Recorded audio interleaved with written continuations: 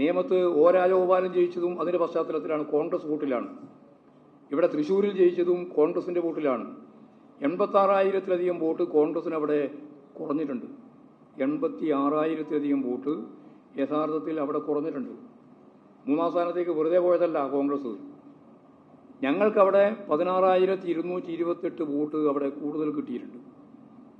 ഞങ്ങൾക്ക് വോട്ട് കുറയല്ല, ഇത് കുറഞ്ഞിട്ടുണ്ട്. ഞങ്ങൾക്ക് കിട്ടേണ്ടുന്ന വോട്ട് പൂർണ്ണമായി കിട്ടിയെന്ന് ഞാൻ പറയുന്നില്ല, പക്ഷേ കുറഞ്ഞിട്ടുണ്ട്. പക്ഷേ ഞങ്ങൾക്ക് കഴിഞ്ഞ പ്രാവശ്യം കിട്ടിയ വോട്ടിനേക്കാളും 16,000-ലധികം വോട്ട്, 16,228 വോട്ട് നമുക്കധികം കിട്ടിയിട്ടുണ്ട്. കോൺഗ്രസിന് 86,000-ലധികം വോട്ട് അവിടെ കുറഞ്ഞിട്ടുണ്ട്. അതിൽ ക്രിസ്തീയ വോട്ട് ഉൾപ്പെടെയാണ്. ആ വോട്ടാണ് ബി ജെ പി കിട്ടിയത്. എന്നിട്ടാണ് ബി ജെ പി 74,000 വോട്ട് ജയിച്ചത്. അത് അന്വേഷിക്കാൻ വേണ്ടി കമ്മീഷൻ നിശ്ചയിച്ചിട്ടുണ്ട് കോൺഗ്രസ്. മുരളി ഉൾപ്പെടെ അതിശക്തിയായിട്ട് അതിനെ ശക്തിയായ രീതിയിൽ പ്രതികരിച്ചിട്ടുണ്ട്. അപ്പോൾ ആരാണ് ഉത്തരവാദി എന്ന് കൃത്യമായിട്ട് എല്ലാവർക്കും പകൽ വെളിച്ചം പോലെ അറിയാം. RSSനെയും ബി ജെ പിയെയും സുരേഷ് ഗോപിയെയും ജയിപ്പിക്കുന്നതിന് വേണ്ടി പിന്നിൽ പ്രവർത്തിച്ചത് കോൺഗ്രസ് ആണെന്ന് എല്ലാവർക്കും അറിയാം, കോൺഗ്രസ്സുകാർക്കും അറിയാം. എന്നിട്ട് അത് മൂടിവെക്കാൻ വേണ്ടി ഇപ്പോഴും വി ഡി സതീശനും കോൺഗ്രസ്സുകാരും CPIM-ഉം ADGP മുഖേന RSSകാരനെ കണ്ട്, RSS നേതാവിനെ കണ്ട് ഡീലുണ്ടാക്കിയിരിക്കുന്നു എന്ന ശുദ്ധ അസംബന്ധം പറയുന്ന നിലയാണ് സ്വീകരിക്കുന്നത്. അത് കൊട്ടിഘോഷിക്കാൻ കുറേ പത്രവും കുറേ മാധ്യമങ്ങളും അതിൻ്റെ ഫ്രണ്ട് പേജ് അതിനു വേണ്ടി വിട്ടുകൊടുക്കാൻ യാതൊരു ഉറപ്പുമില്ല. ഇതാ കാര്യം. അതുകൊണ്ട് ഞങ്ങളതിന് മറുപടി പറഞ്ഞിട്ടില്ല എന്ന് പറഞ്ഞിട്ടാണ് ഇന്നത്തെ ആരോപണം. ഇതെല്ലാം ഞങ്ങൾ നിരന്തരമായി മറുപടി പറഞ്ഞുകൊണ്ടിരിക്കുന്നതാണ്. ഇനിയും പറയുന്നതിൽ ഞങ്ങൾക്ക് യാതൊരു പ്രയാസമില്ല. കോൺഗ്രസ്സാണ്, കോൺഗ്രസിൻ്റെ പ്രമുഖ നേതാവ് വീക്ഷണത്തിൻ്റെ പത്രാധിപർ. കോൺഗ്രസിന് വീക്ഷണത്തിൻ്റെ പത്രാധിപരാരാ?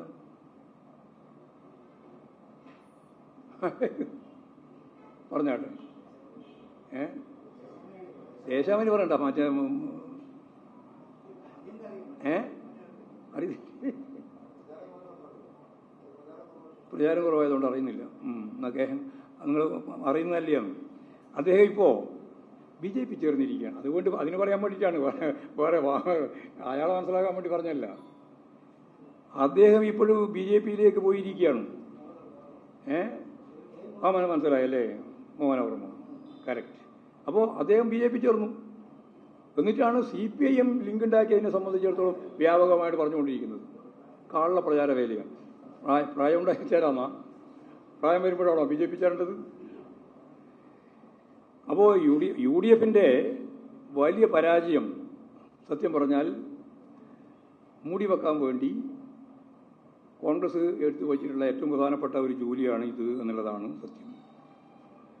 അപ്പോൾ വീക്ഷണത്തിൻ്റെ പത്രാധിപരായിരുന്ന മോഹനവർമ്മ BJPയിലേക്ക് പോയ ദിവസം തന്നെയാണ് വി ഡി സതീശൻ CPM-മായി എന്ന് പറഞ്ഞാൽ മുഖ്യമന്ത്രിക്ക് വേണ്ടി ഡീലുണ്ടാക്കാൻ RSS നേതാവിനെ കണ്ടു എന്ന കള്ളപ്രചാരവേല നടത്തിയിട്ടുള്ളത്. അത് തികച്ചും തെറ്റായ പ്രസ്താവമാണ് എന്ന കാര്യത്തിൽ യാതൊരു സംശയവുമില്ല.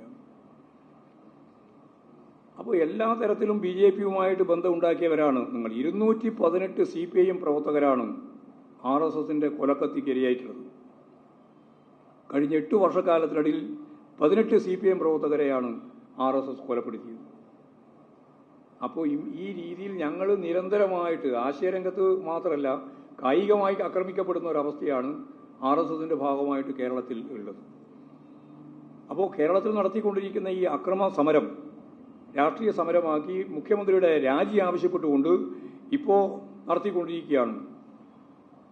അതിന് നേതൃത്വം കൊടുത്തുകൊണ്ടിരിക്കുന്നത് കെ സുധാകരനാണ്. കെ സുധാകരൻ്റെ പ്രസ്താവന ഇന്ന് പത്രത്തിലൊക്കെ മാധ്യമങ്ങളിലൊക്കെ വന്നിട്ടുണ്ട്.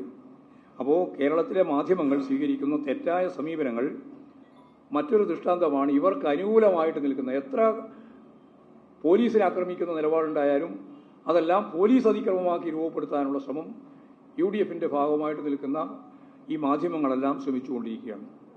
അപ്പോൾ പാർട്ടിയെ സംബന്ധിച്ചിടത്തോളം നിരന്തരമായിട്ടുള്ള RSSൻ്റെ അക്രമങ്ങളെ അതിജീവിച്ചുകൊണ്ടാണ് പാർട്ടി സംഘടനാ പ്രവർത്തനം നടത്തിയിട്ടുള്ളത്. കഴിഞ്ഞ സന്ദർഭങ്ങളിലെല്ലാം ഉണ്ടായിട്ടുള്ള അതിക്രമങ്ങളെ പാർട്ടി പ്രതിരോധിച്ചിട്ടുണ്ട്. അത് ജനങ്ങളെ അണിനിരത്തിക്കൊണ്ടാണ്. ആ പ്രതിരോധം തീർത്തുകൊണ്ട് തന്നെ മുമ്പോട്ടേക്ക് പോകാനാണ് പാർട്ടി ഉദ്ദേശിക്കുന്നത്. രാഷ്ട്രീയമായ ലക്ഷ്യം വെച്ചുകൊണ്ട് നടത്തുന്ന എല്ലാ തരത്തിലുള്ള കടന്നാക്രമങ്ങളെയും രാഷ്ട്രീയമായിട്ട് തന്നെ പ്രതിരോധിക്കുക എന്നുള്ളത് തന്നെയാണ് CPIM-ൻ്റെ ഏറ്റവും പ്രധാനപ്പെട്ട കാഴ്ചപ്പാട്.